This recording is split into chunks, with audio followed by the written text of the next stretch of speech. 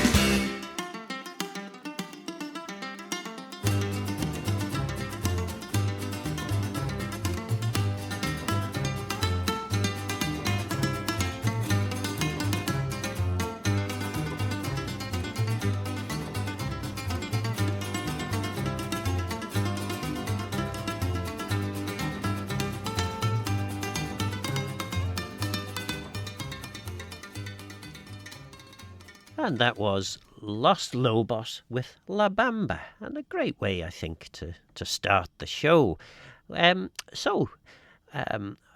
Various things on today's programme, bit of an eclectic mix. Can you have an eclectic mix? I don't know. Various things anyway, and we're going to start off with a poem. This is a poem by William Kinnish from his book Mona's Isle and Other Poems. And the one I've decided to read for you today is addressed to the Manx. My brothers all, each honest Manx, you'll have your humble servant's thanks in merry chimes, if you a helping hand would lend, and with a right good will befriend his rustic rhymes. And you, my Mona's blooming fair, whose gentle traits and beauty rare adorn your isle, if fate prolongs his checkered days, will have the softest lay of praise he can compile. The genius of my island stood before me on the briny flood in ancient vest, and pointing with her mystic wand towards her long neglected land, she me addressed. My son, I've sought thee far and near throughout the vast terrestrial sphere, since you to roam through distant regions of the earth left the fair island of your birth and peaceful home. The muse had marked thee long ere now, e'en when you held your father's plough at my request, to strike my simple rural lyre and fan the patriotic fire in thy young breast. Here she drew forth to light a scroll, and said, I hear thy name enroll with those of yore who sung of Mona's fertile vales, her mountains, rivers, hills and dales, and wave-lashed shore. Then go and strike the tuneful string, and of thy Mona's customs sing in homely style. Let not obscurity of name retard thy course to raise to fame thy native isle.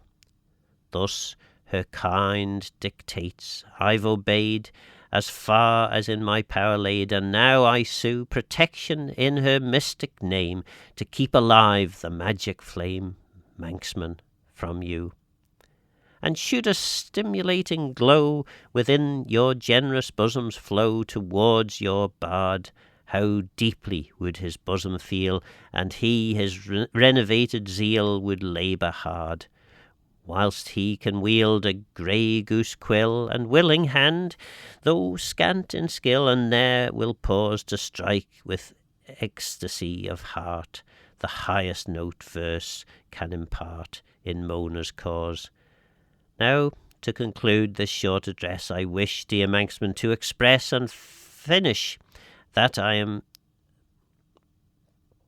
and make a finish that I am truly and sincere throughout life's fair or rough career, your bard, Will Kinnish. And that's from William Kinnish's book, Mona's Isle and Other Poems.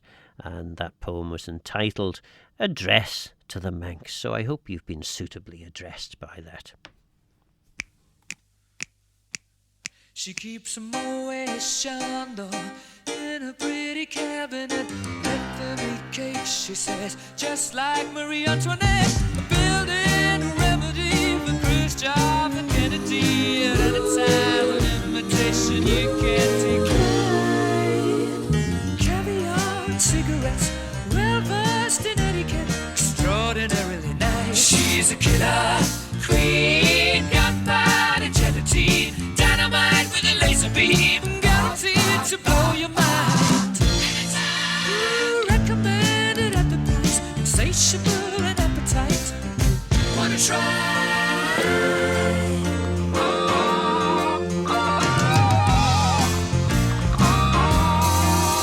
To avoid complications, she never kept the same address. In conversation, she spoke just like a baroness. Middleman from China went down to gauge your mind. Then again, incidentally, me that way. Perfume came naturally from Paris, because she couldn't care less, fastidious and precise. She's a killer queen, gunpowder gelatine, dynamite with a laser beam, guaranteed to blow your mind.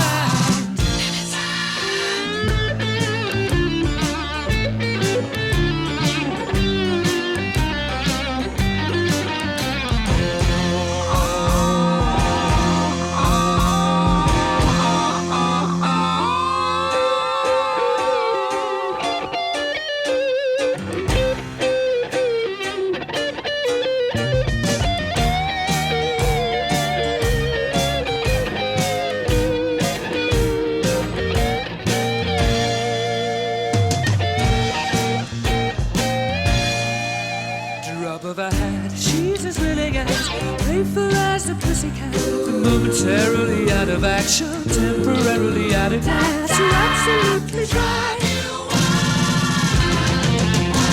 She's out to get you. She's a killer queen, gunpowder gelatine, dynamite with a laser beam, guaranteed to blow your mind. Recommended at the price, insatiable and appetite. Wanna try?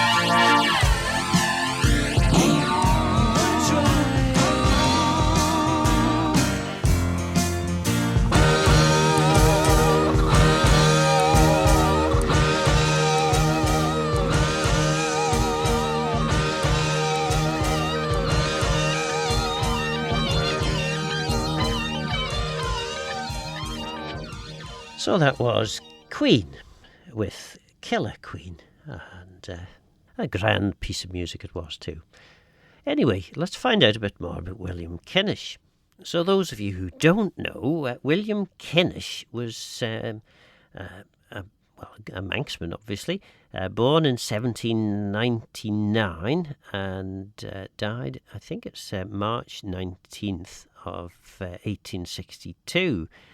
He was an engineer, inventor, explorer, scientist, and poet, known primarily for inventions developed while he served in the British Navy between 1821 and 1841. They ranged from improvements for artillery to navigation and steering devices. Well, this is according to Wikipedia, at least.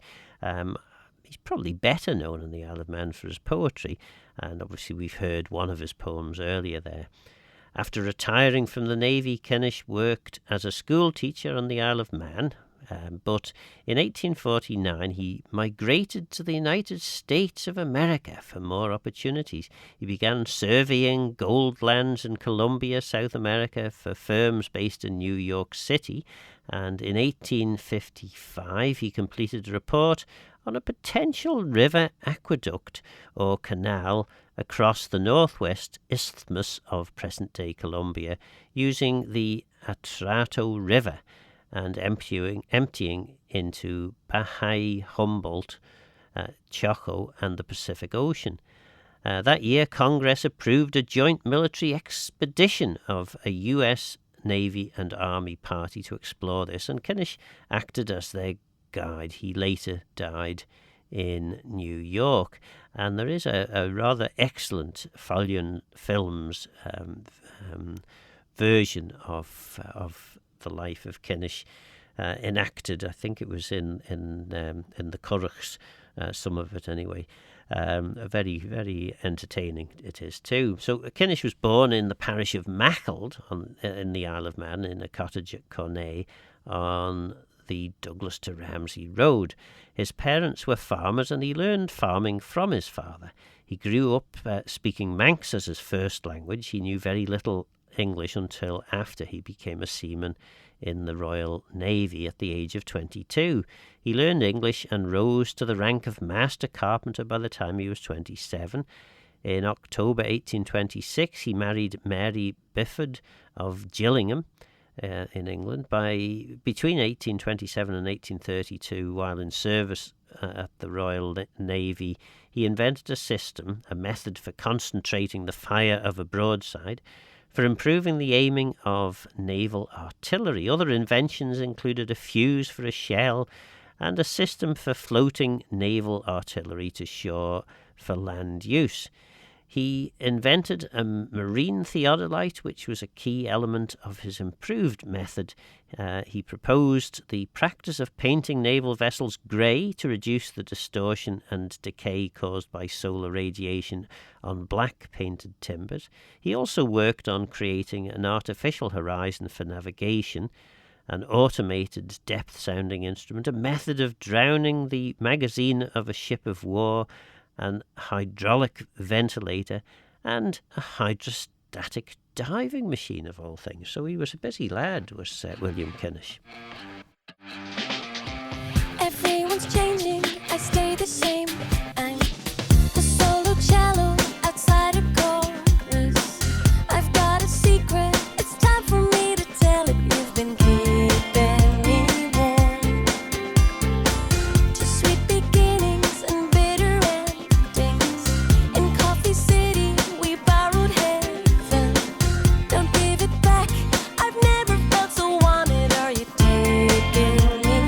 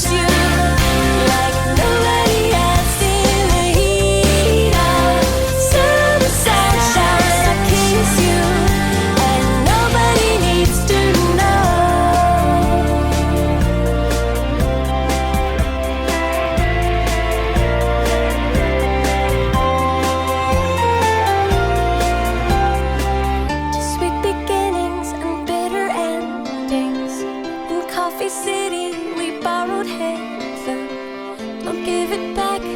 Winter is coming and I need to stay warm.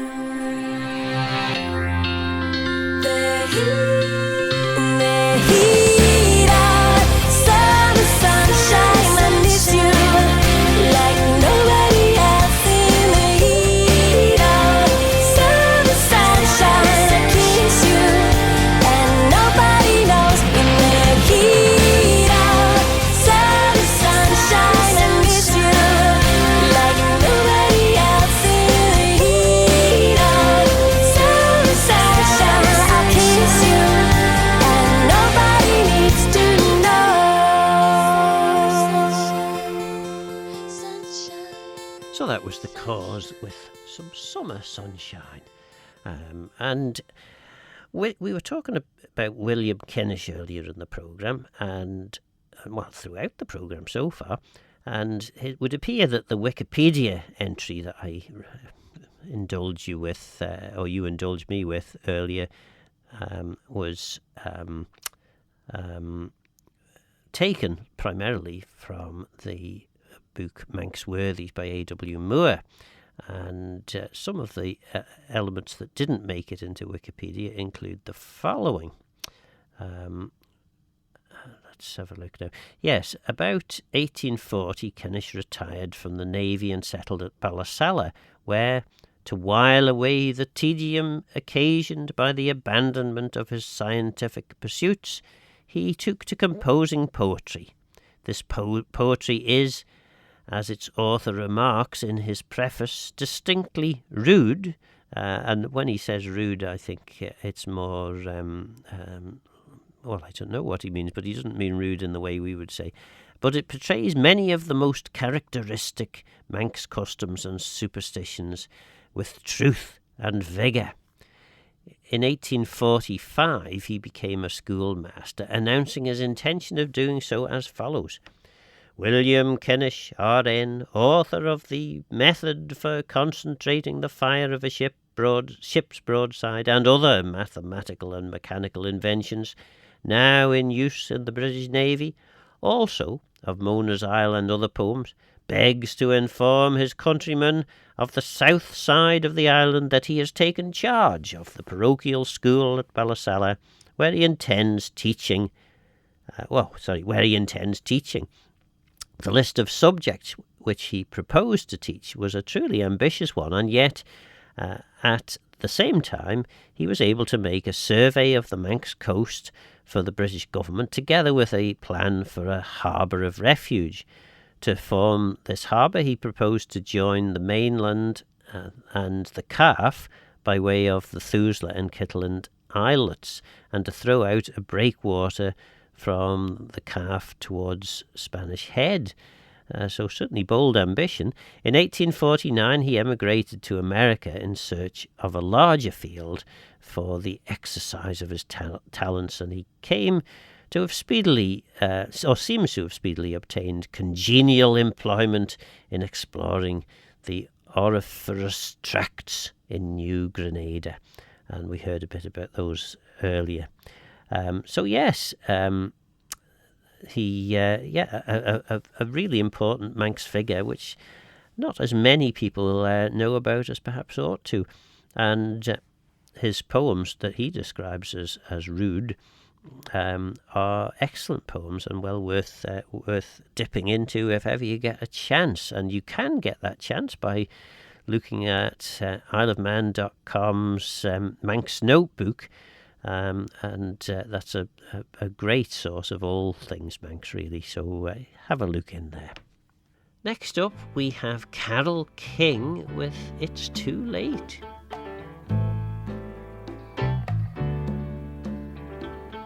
Stayed in bed all morning just to pass the time. There's something wrong here, there can be no denying. One of us is changing, or maybe we've just stopped trying. And it's too late, baby, now it's too late. Though we really did try to make it. Something inside has died, and I can't hide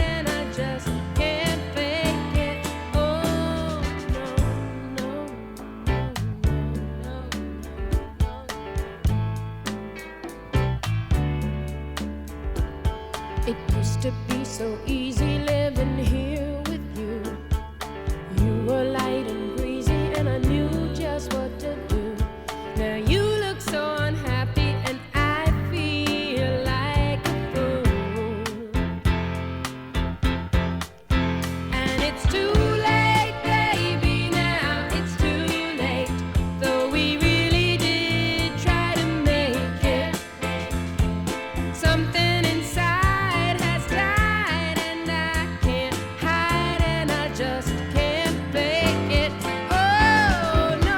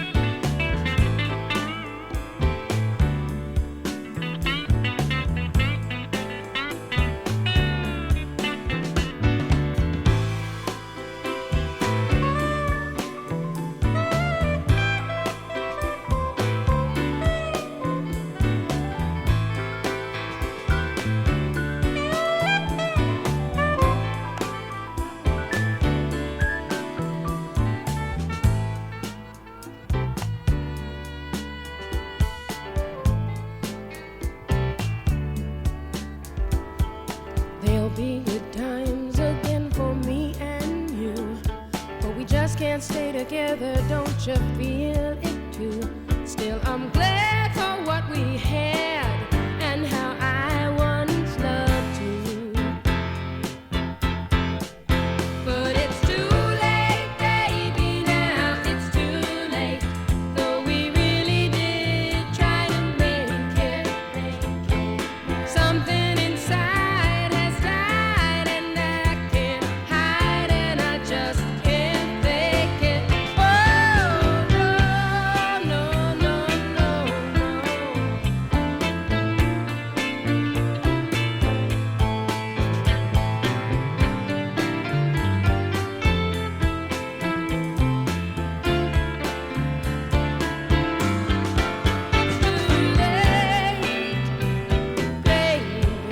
It's too late, now, darling.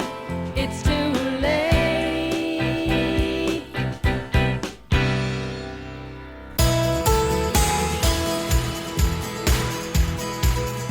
Stationen nation radio Vernon. Guller's Gaccan, brought to you by the Gaelic Broadcasting Committee. So that is indeed our cue for a Manx track. And this week we'll be hearing from the Mollig Band with Finn as Ocean.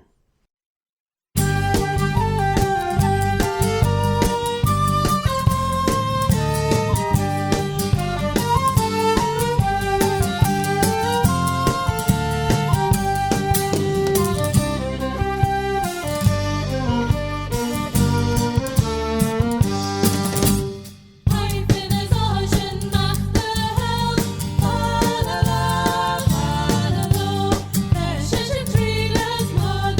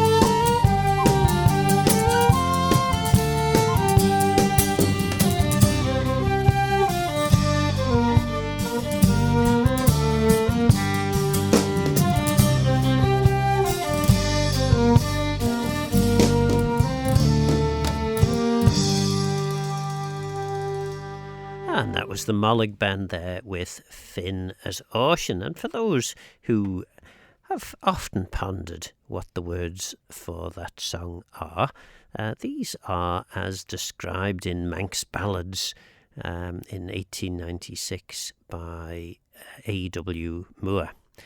So the words are: Hi, Finn as Ocean mac the Helg. Finn and Ocean went out to hunt. Fallala, fallalay.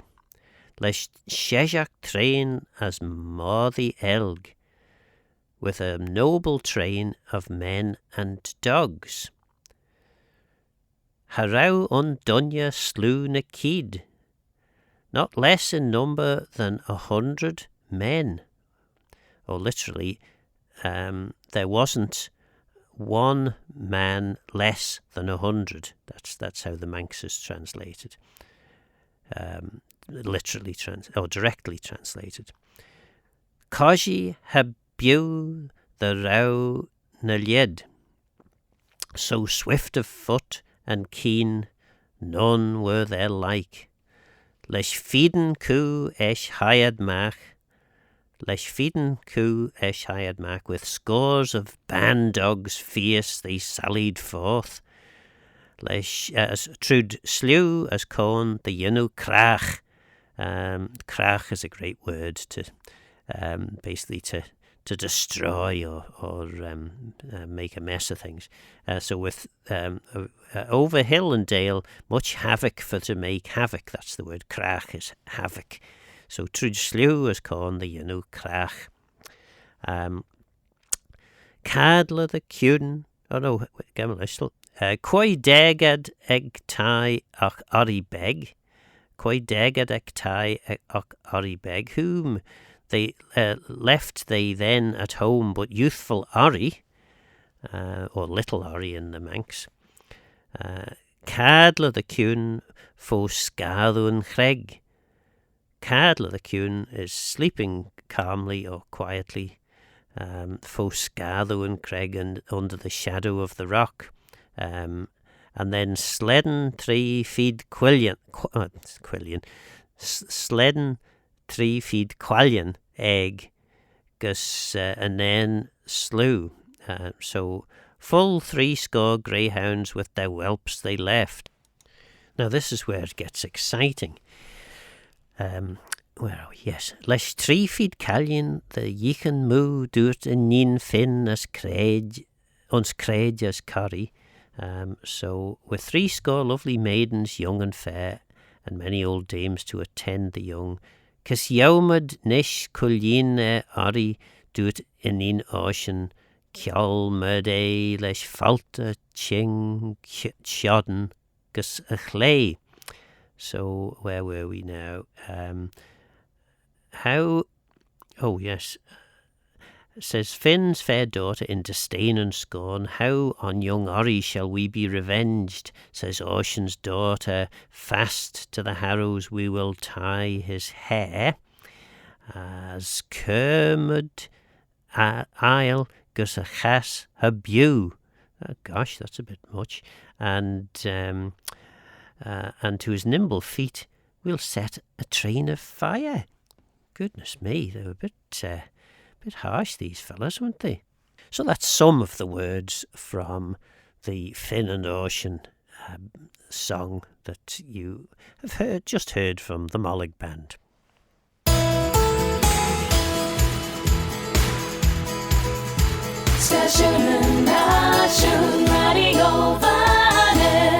Galla's Gaccan, brought to you by the Gaelic Broadcasting Committee. So next we have Tangled Up by Caro Emerald.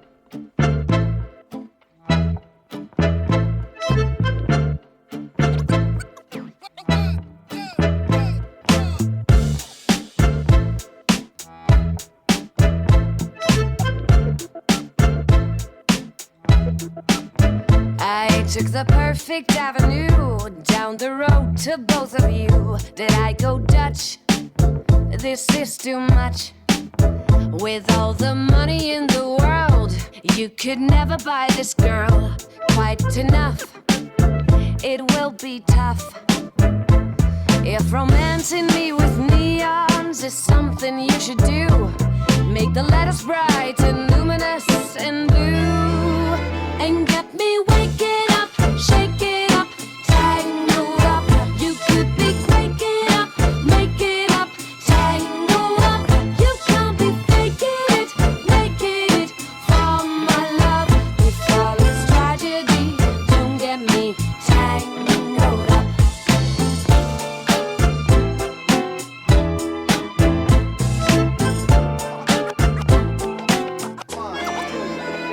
I can't separate your sins. To me, you're acting like you're twins. This is a mess. Is this a test? How many guesses do I get till only one of you is left? You're quite the same. If love's the game, I want to see emotions color in the sky, to the point it will make me wanna cry, and get me waking up, shake it up, tangled up. You could be waking up, make it up, tangled up. You can't be faking it, making it from my love. If all is tragedy, don't get me tangled up. Tangled up.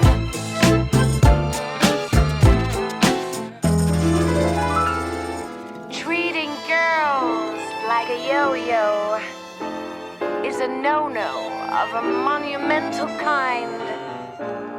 If playing with your string happens to be your thing, it's easy to say to both, oh, never mind.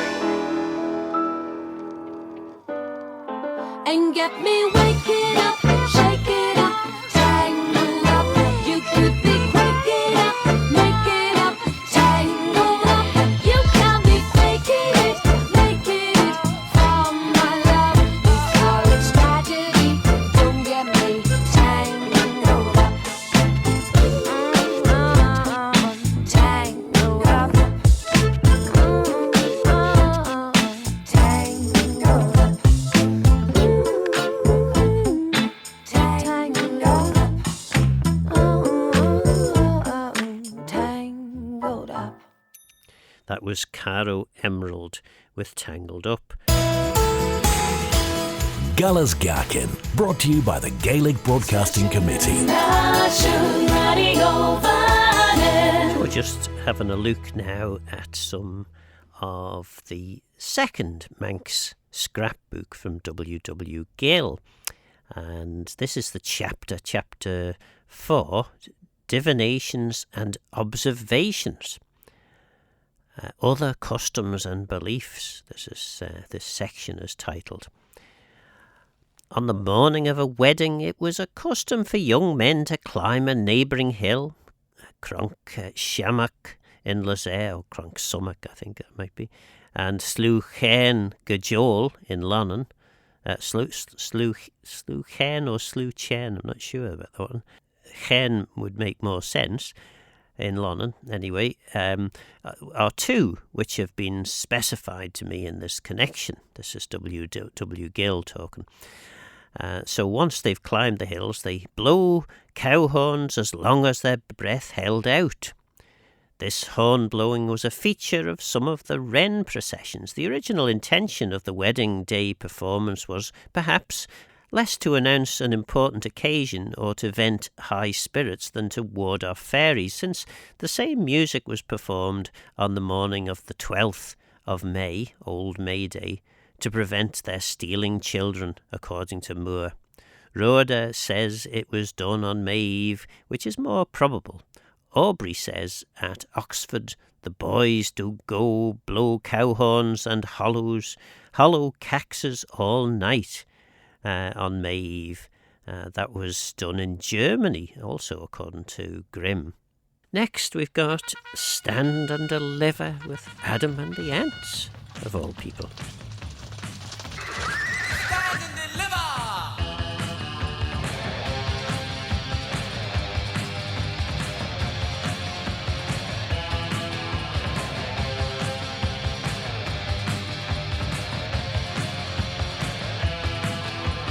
I'm the dandy highwayman who you're too scared to mention.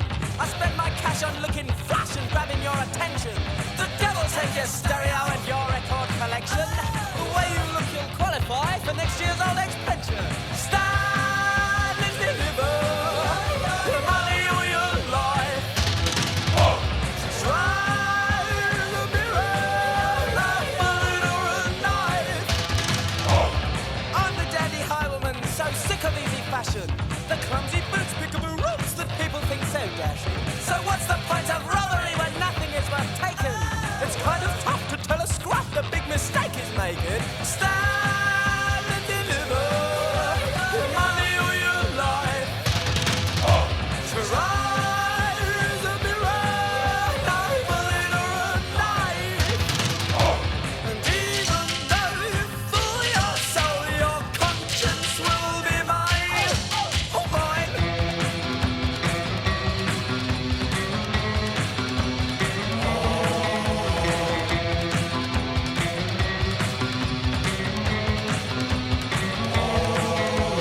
We're the dandy highwaymen, so tired of excuses, of digging in philosophies where only showbiz loses. We're the dandy highwaymen, and here's our invitation. Throw your safety overboard and join our insect nation. Stand and deliver your money or your life. Try the mirror, a bullet or a knife. Even though you fool your soul, your conscience will be mine. Oh, mine.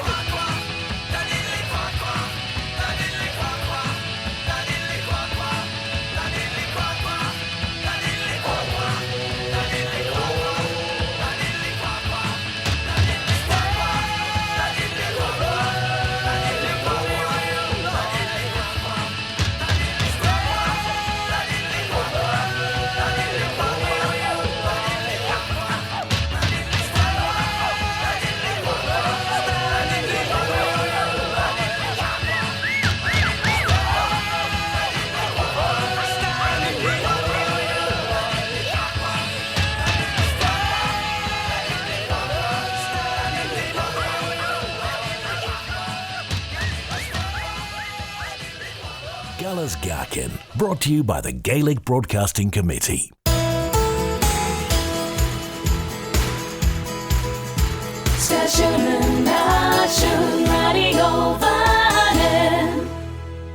So back looking at WW Gill's second Manx scrapbook. In the parish of Lazaire, and this is the chapter, chapter 4, Divinations and Observances, Other Customs and Beliefs. And further down in the chapter, this is, in the parish of Lazaire, a remarkable custom connected with farm service was not entirely obsolete, I'm told, so late as the latter half of the 19th century. When a man-servant was engaged for the year, he would sprinkle a little of the soil of the farm on the doorstep, on the flagstone of the hearth, and on his new master's chair.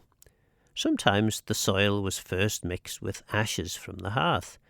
The act, though not occasion for it, resembles a Norse land-buying ceremony described in the Goll thing. The purchaser, in the presence of witnesses, took maul, another word for soil, as is mentioned in the laws, to the four corners of the hearth and the owner's high seat, to where field and meadow met, and to where pasture and stone ridge met. The maul was afterwards preserved along with the written conveyance and as a concrete token of the bargain. There is also a reminder in this Norse ceremony of the former Manx custom of handing over a sod when taking possession of a farm.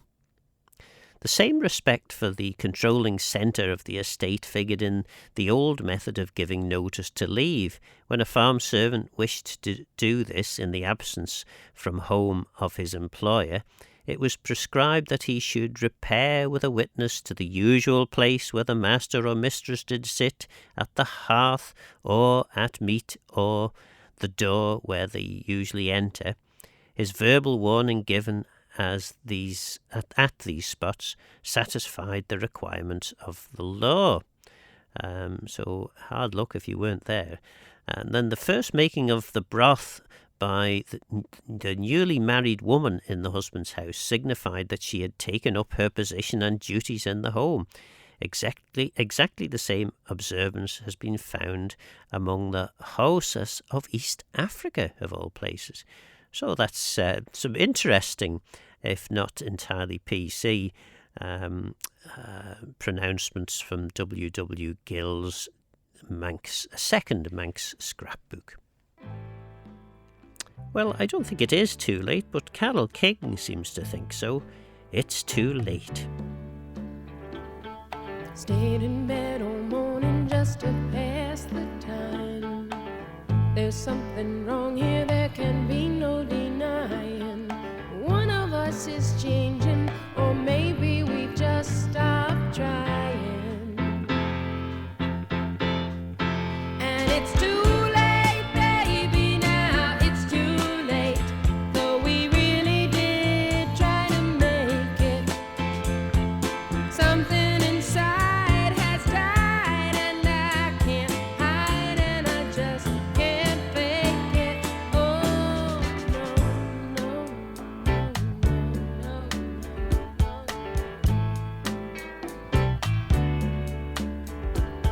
It used to be so easy living here with you. You were light and breezy, and I knew just what to do. Now you look so unhappy, and I feel like a fool. And it's too late, baby, now it's too late. Though we really did try to make it.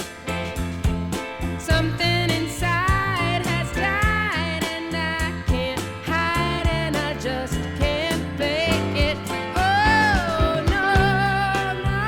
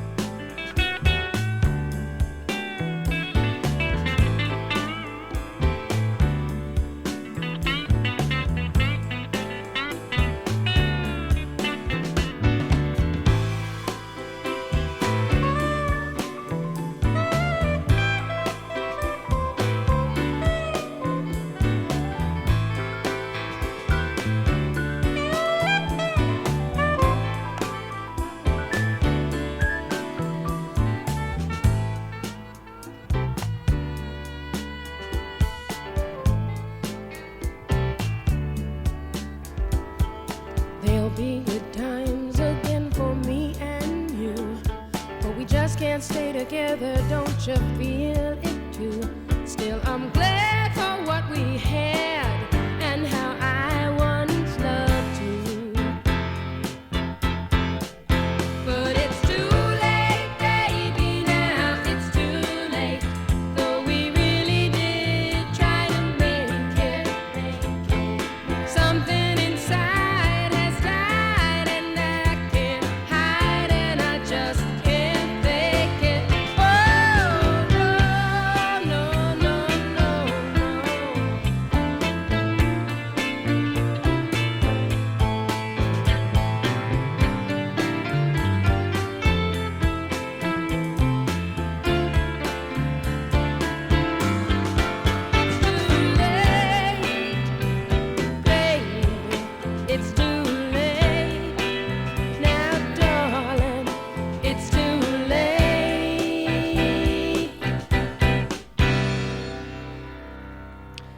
that was Carole King with It's Too Late. We return now to WW Gill's second Manx scrapbook.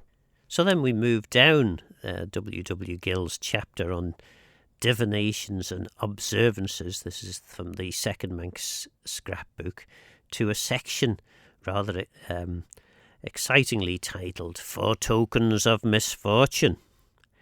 So let's have a look at some of these. Portents of a more trifling character, foreshadowing either definite events or merely luck, good or bad, are as common in the Isle of Man as everywhere else, and not very different. A cut loaf should not be left lying on the plate or table with the cut side downwards. This is known in Cornwall also, and probably in other fishing centres, since the analogy is obviously a capsized boat. Herrings, too, in the Isle of Man should not be turned over when they are being eaten, for the same reason. In the little volume of tales and sketches in the Anglo-Manx dialect published in 1894 by one of Ruskin's disciples, which conveys the tone and spirit of Manx country life with such truth, the English author's almost infallible knowledge of the island ways fails him for once when he makes one of his characters say in this connection, when the meat is put off Aram at one side, or put off Aram, I think that's it, at one side, they turns it over on the other to get at the meat, in other words. The herring should be lifted, never turned over, and the mate shaken off or picked off with a fork. And now our final piece of music before the news, Lola by the Kinks. I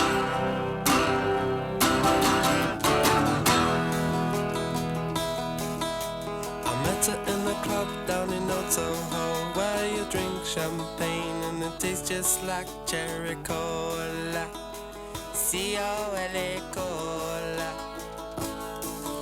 She walked up to me and she asked me to dance. I asked her her name and in a dark brown voice she said Lola.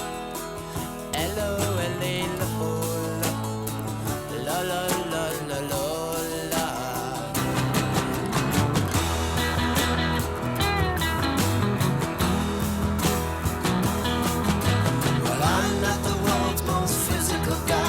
She squeezed me tight, she nearly broke my spine. Oh my Lola, Lola, Lola, Lola. Well, I'm not dumb, but I can't understand why she walked like a woman but talk like a man. Oh my Lola, Lola, Lola, Lola, Lola, Lola, Lola.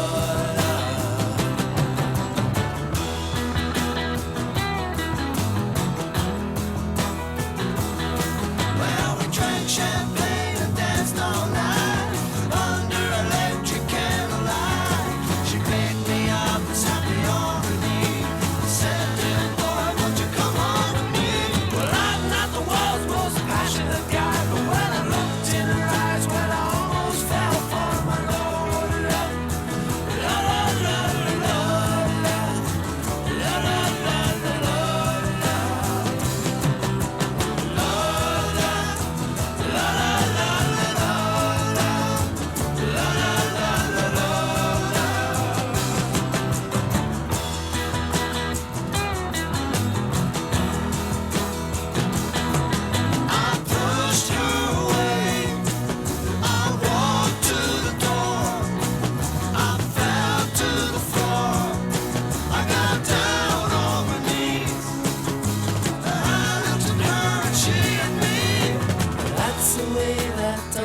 Stay and I always wanted to be that way for my Lola.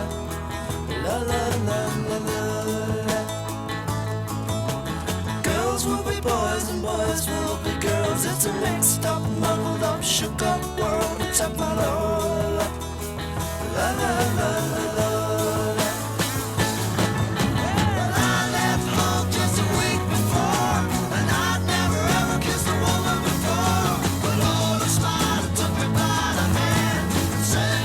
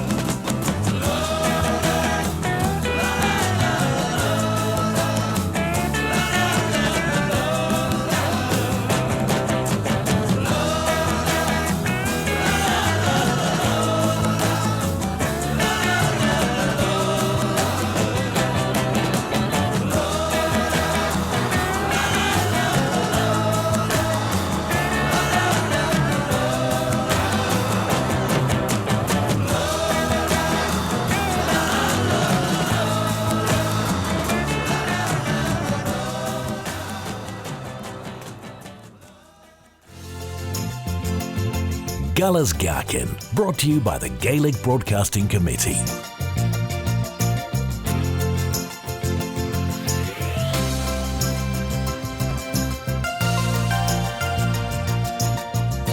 Radio Vanille.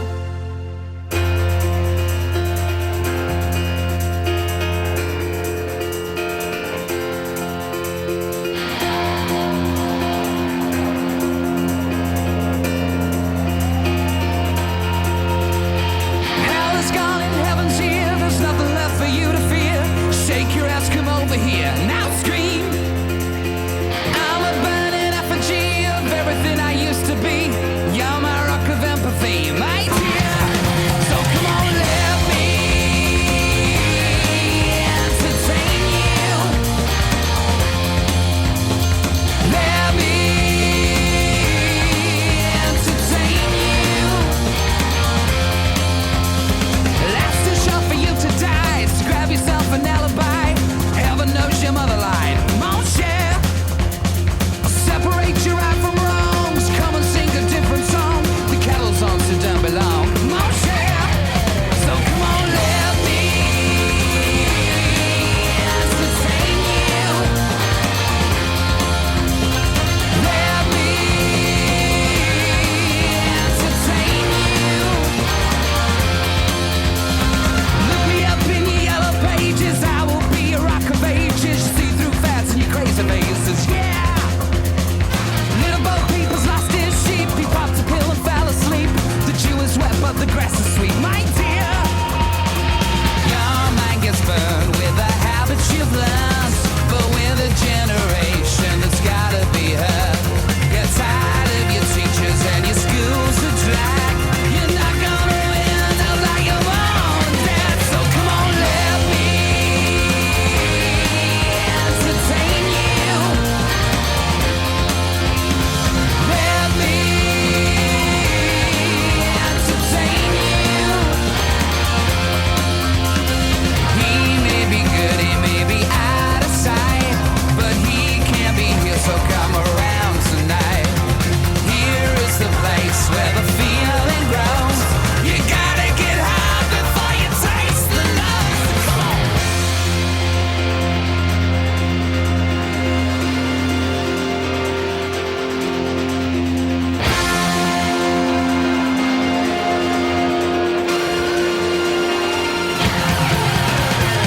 Let me entertain you. Let me entertain you. So come on, let me entertain you. Come on, come on, come on, come on. Come on, come on, come on, come on. Come on, come on, come on, come on.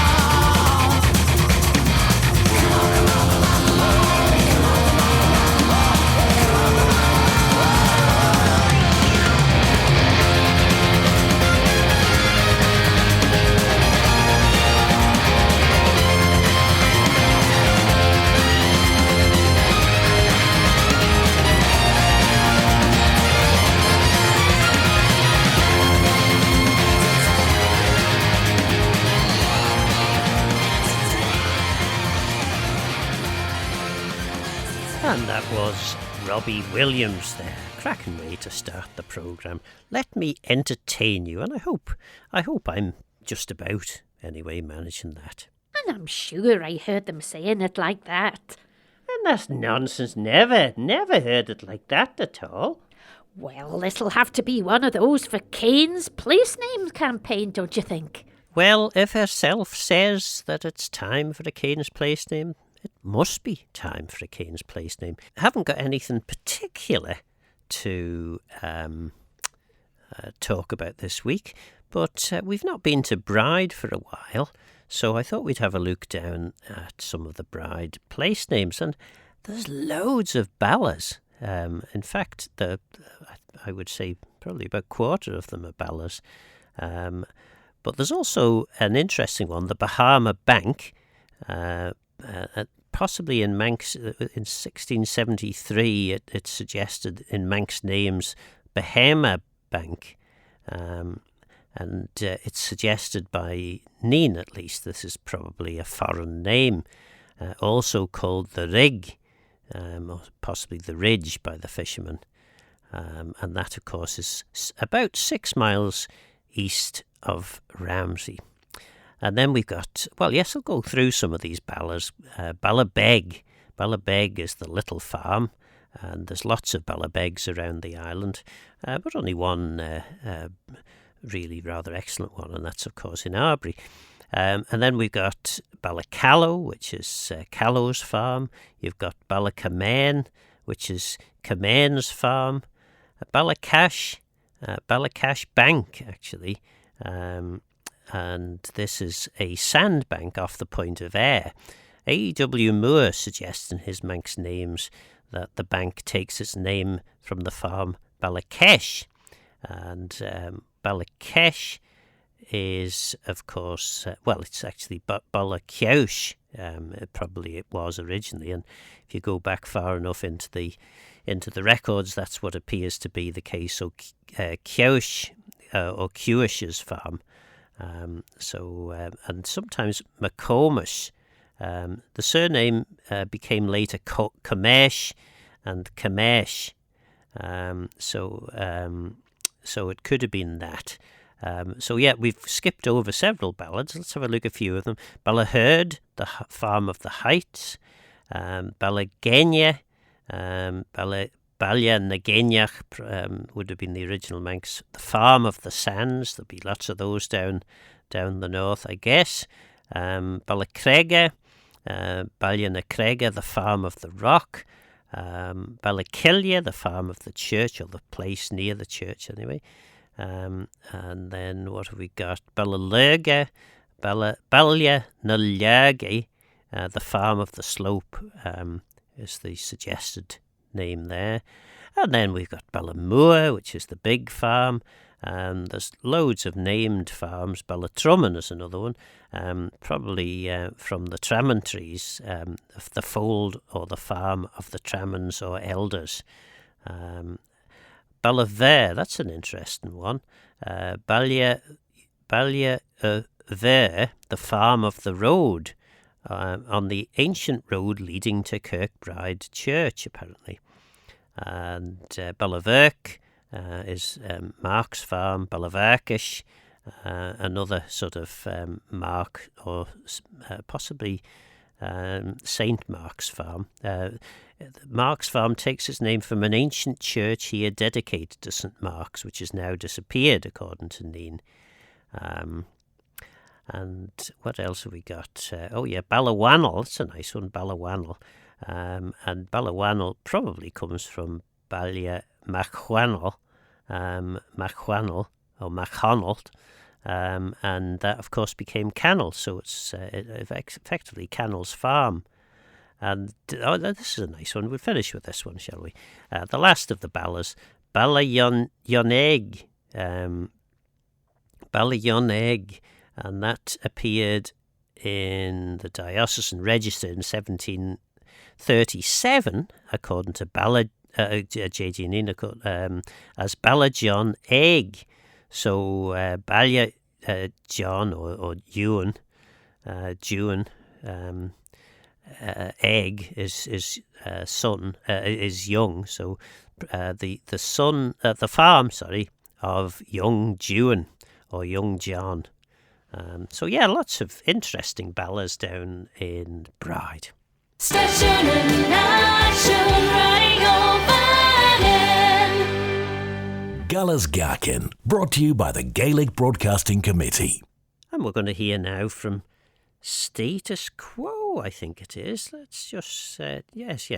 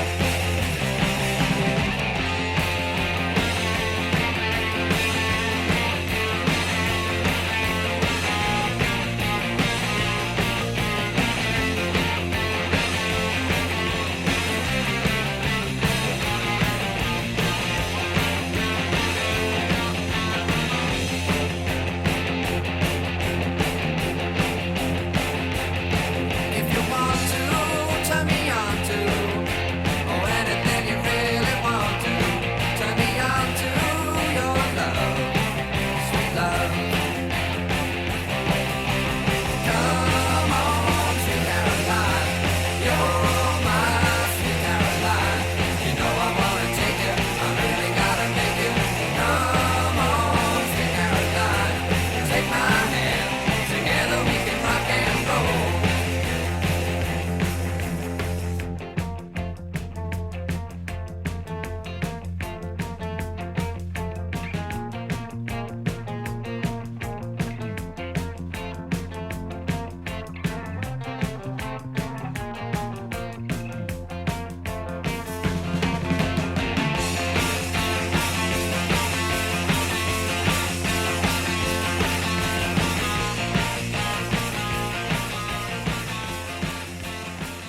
And that was Status Quo with Caroline. So, we'll have another look back at WW Gill's scrapbook. And we were in the section Foretokens of Misfortune in the chapter Divinations and Observations. So let's see how desperate the situation becomes. Right, this is a bad one. Be careful on this. Boots should not be placed on the table. It is an omen of a death in the house. The entry of a living wild bird of any kind into the dwelling house has the same significance.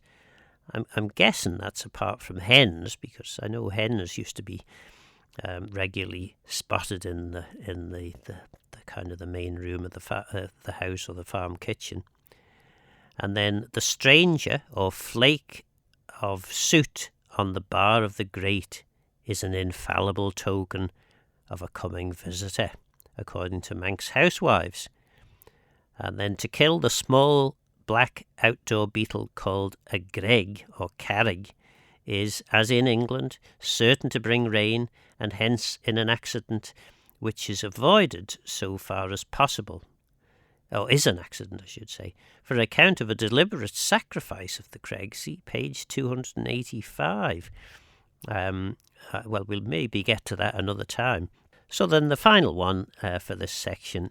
It's been suggested that the Manxman's objection to the presence of white stones in the ballast of his boat was due to them being found by excavators and ploughmen in old graves in Orkney and Shetland.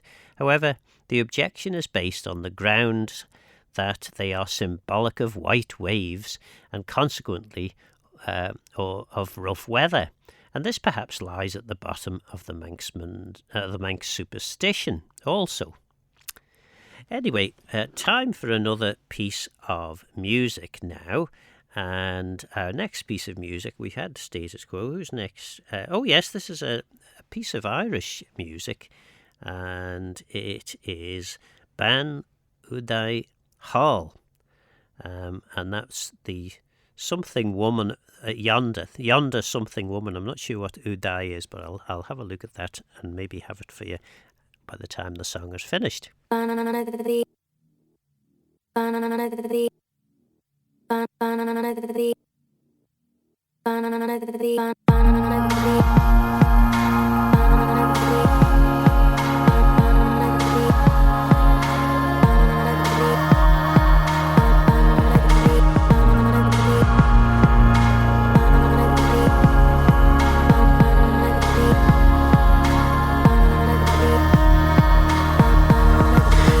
The halahigo, you and Tasha Huru, natural at Span, oh, Hedika, she got homo, you malalo. On your Magai Black Tahigo, Nama Farcha Huru, Sander, now will fight it go. Very case landish malalo. Tamareka, Boya, Higo, Gramiton Yamana Huru, smooth frolic, and Marhana Tray. Eg gael han DJ Walilo. Oh, Chucky Mahara Higo. And Westfin Cladia Horo is your shame is show it. Is me ye Goll and Talilo. Me hockey the Herahigo. And Westfin Cladia Horo. Not check my head. Ek wani one way. Ek skill in the gassy mollo.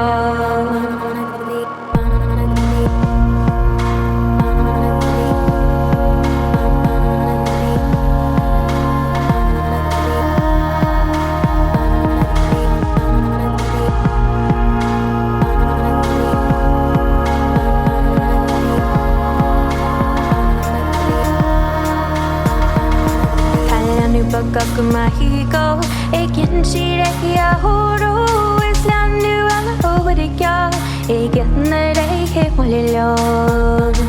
Stay landu ak mahigo, again she rekia horo, stay landu ala overika, again the day he molilo.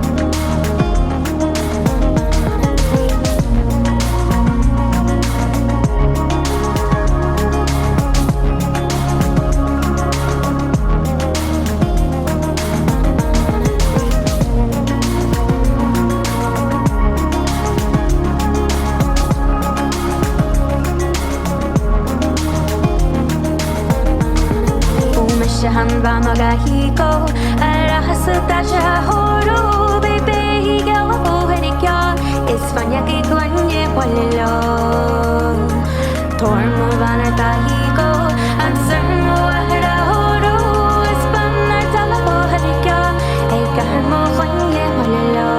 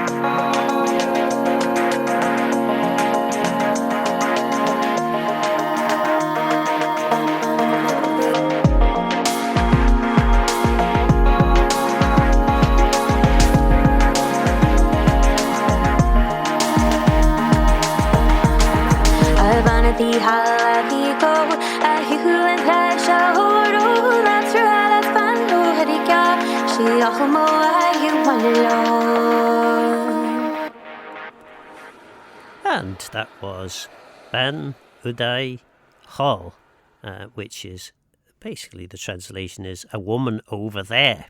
And I think, well, I know Alton have sung that, but I think it's actually sung by Huerton. And I don't know an awful lot about them other than, oh no, here we are. Here's something. They are a traditional artists, Huerton. Yeah. Oh, no, I don't really know much more about them at all.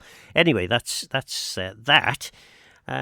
So time now for another piece of music, and this time it's Franz Ferdinand, and this is Barlun. What was it called? Bar something or other. Bar Lonely, that's it.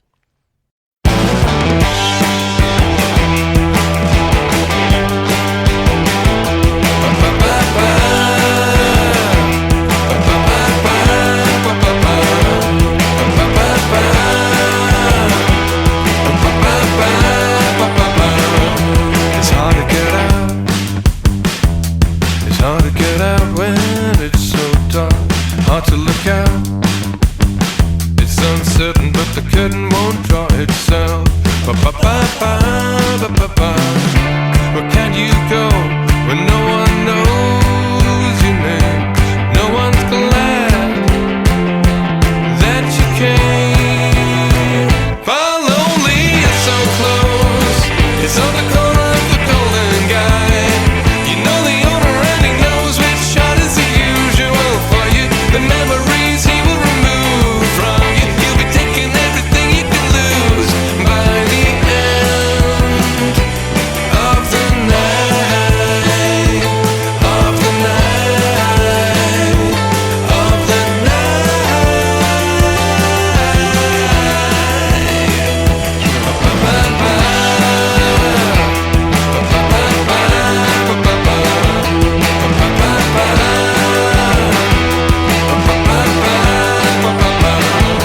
She has to be out.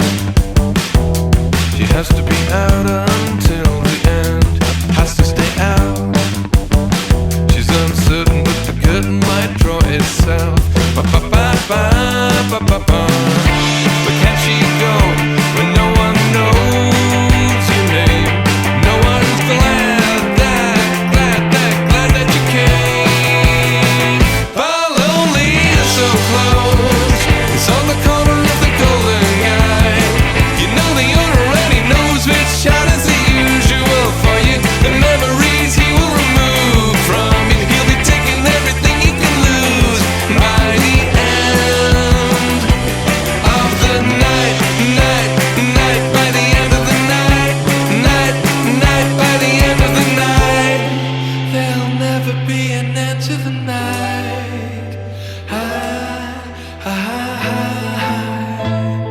Of the night. Of the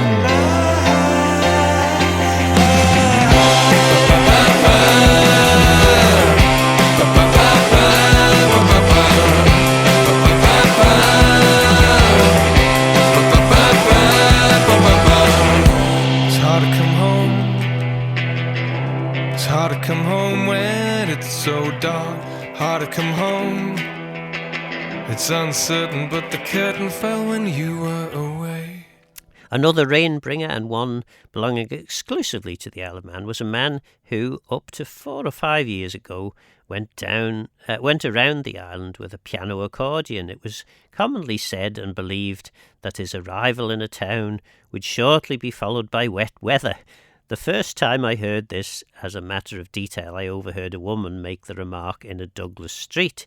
I thought I had come across a newly coined piece of folklore, passing current only in its own part of the world. But I have since found its equivalent in the south of England, where the same influence was credited to the German bands which used to enliven the thoroughfares there. At the bottom of both beliefs perhaps lies the idea that a loud noise such as thunder or the firing of guns will shake down the rain. So be warned, accordion players or piano organ players.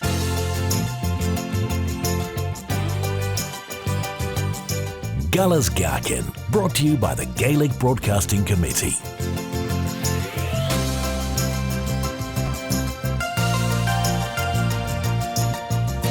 Radio Van. And that, of course, is our cue for a Manx track.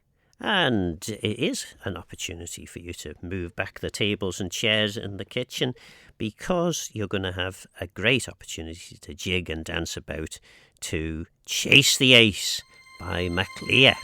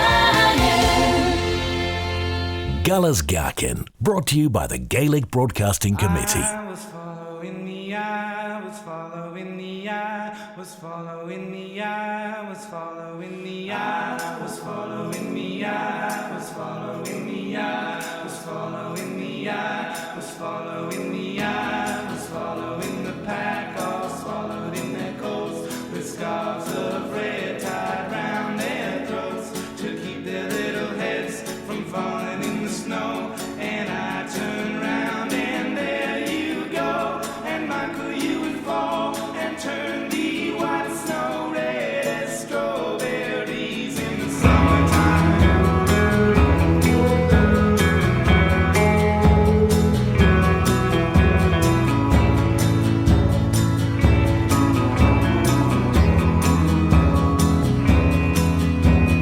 I was following the pack, all swallowed in their coats, with scarves of red tied round their throats to keep their little heads from falling in the snow. And I turned round and there you go, and Michael, you would fall and turn the white snow red as strawberries in summertime.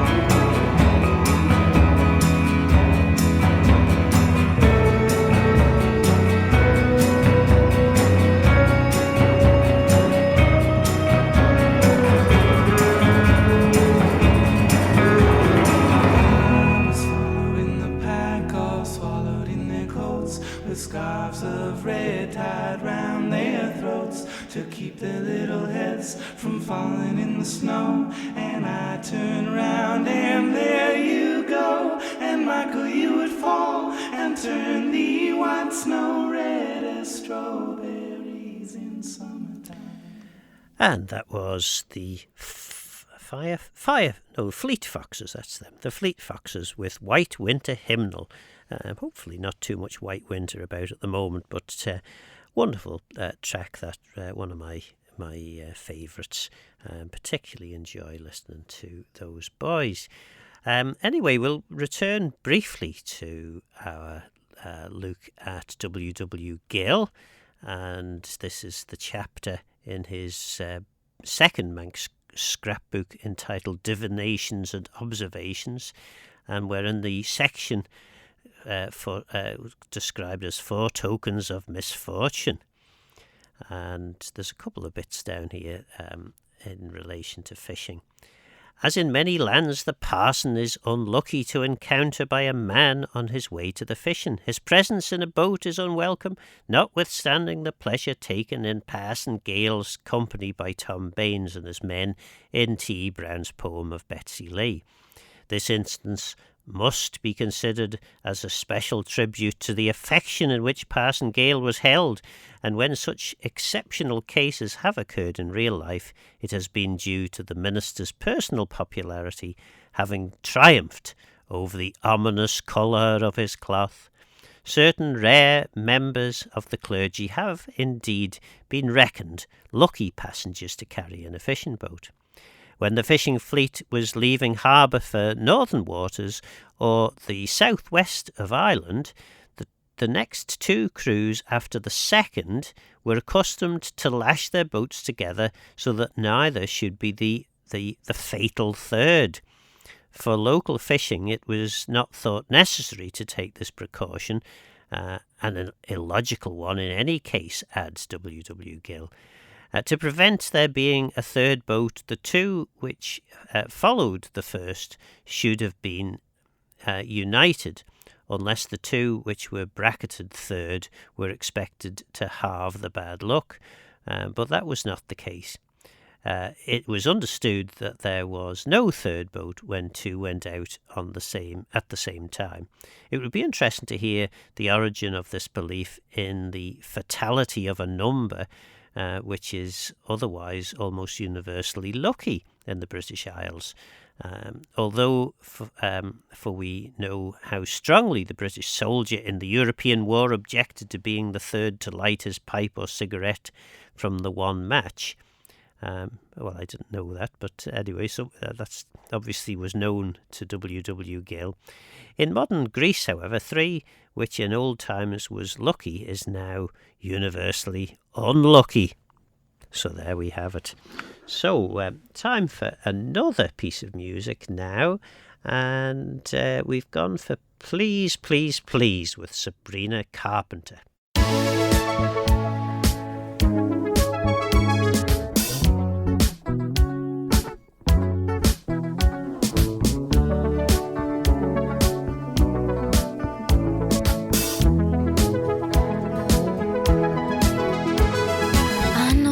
Good judgment, I know I have good taste. It's funny and it's ironic that only I feel that way. I promise them that you're different, and everyone makes mistakes, but just don't. I heard that you're an actor, so act like a stand-up guy. Whatever devil's inside you, don't let him out tonight. I tell them it's just your culture, and everyone rolls their eyes. Yeah, I know. All I'm asking, baby, please, please, please, don't prove I'm right. Please, please, please, don't bring me to tears when I just did my makeup so nice. Heartbreak is one thing, my ego's another. I beg you don't embarrass me, little sucker. Please, please, please. I have a fun idea, babe. Maybe just stay inside. I know you're craving some fresh air, but the ceiling fan is so nice, and we could live so happily if no one knows that you're with me. I'm just kidding, but really, really, really, please, please, please, don't prove I'm right. Please, please, please, don't bring me to tears when I just did my makeup so nice. Heartbreak is one thing, my ego's another. I beg you don't embarrass me, little sucker. Please, please, please. If you wanna go and be stupid, don't do it in front of me. If you don't wanna cry to my music, don't make me hate you prolifically. Please, please. Right, well, we've got a little bit of time left, so let's have a look at this section. Back in WW Gill's scrapbook. Respect paid to relics. No cheek now. Not only books on Manx folklore, but works of an archaeological nature bear witness to the disastrous, sometimes fatal consequences of destroying or even meddling with the venerable relics of the countryside, and many similar stories circulate unrecorded. The time limit usually assigned for the blow to fall is 12 months, or a year and a day. Its weight is held to correspond to the amount of damage done to the relic. Also, the longer the consequences are delayed, the more serious they are expected to be. They may not be confined to the actual perpetrators, but may even fall on the neighbourhood at large. Looking at the matter in a rational light, it can be denied that misfortunes do follow such interferences within the specified time, often well within it. It can't be denied.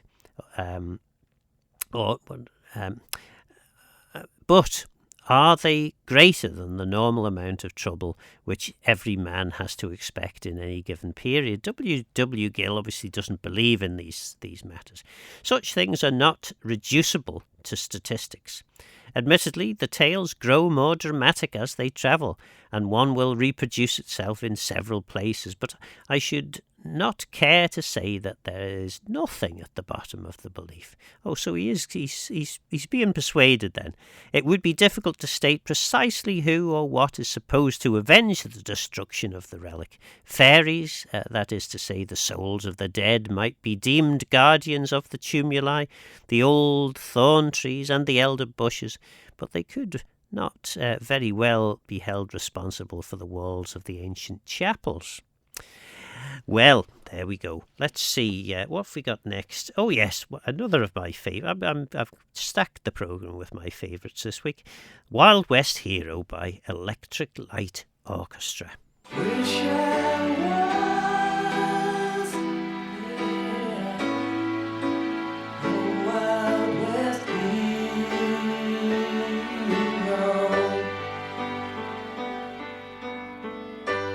Sometimes I look up high, and then I think there might just be a better life. Away from all we know, that's where I wanna go. Out on the wild side, and I wish I was. Oh, a wild west hero.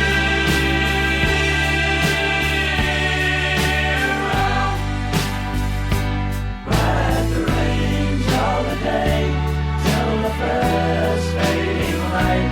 Here with my western girl round the fire, oh so bright. I'd be the Indian's friend. Let them live to be free. Riding into the sunset, I wish I could be.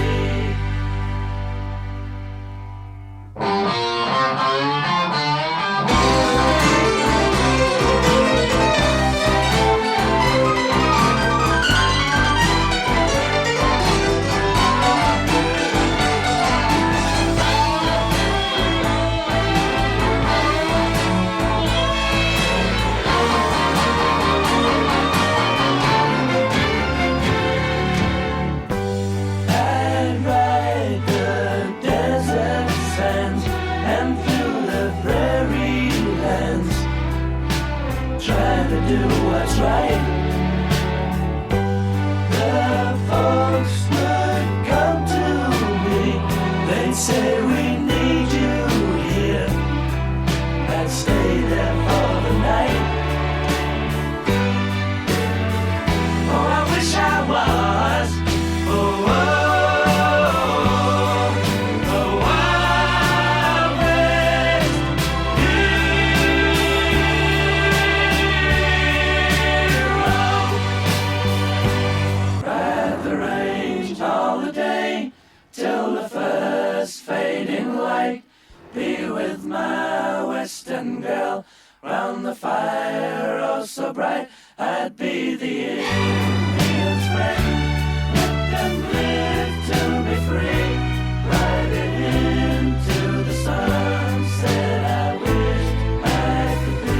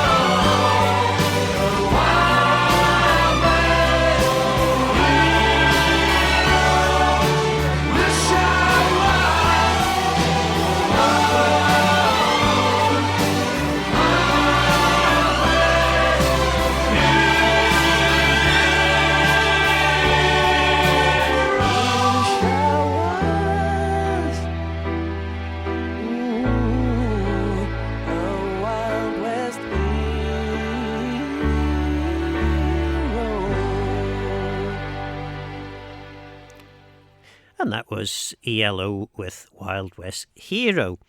We'll squeeze a little bit more in from the section in WW Gill's book, second Manx scrapbook, Respect Paid to Relics. Among the traditions of this nature mentioned in the reports of the Manx Archaeological Survey, the most striking is that relating to Ciel Cwnlach and its burial ground in Derby parish. About 200 years ago, the farm on which they stand, Balachonla, was owned by a family named Connolly, in which were 7 sons and a daughter. The sons destroyed the remains of the Ciel, and as a punishment, they all died within the year. But the daughter had no part in the destruction and was consequently spared to inherit the property, and her descendants have inherited the tradition along with it. And the people living at Balacanan Beg and Michael have exactly the same tradition about the Ciel on their land. So there you have it. Be careful if you're out and about in the countryside over this evening or the coming week. Don't go destroying any ancient relics. Yes, we'll finish now with a bit of Pella Cubley while we're on a roll of my favourite songs. Pella Cubley's tune Canool to play us out to the end of the programme.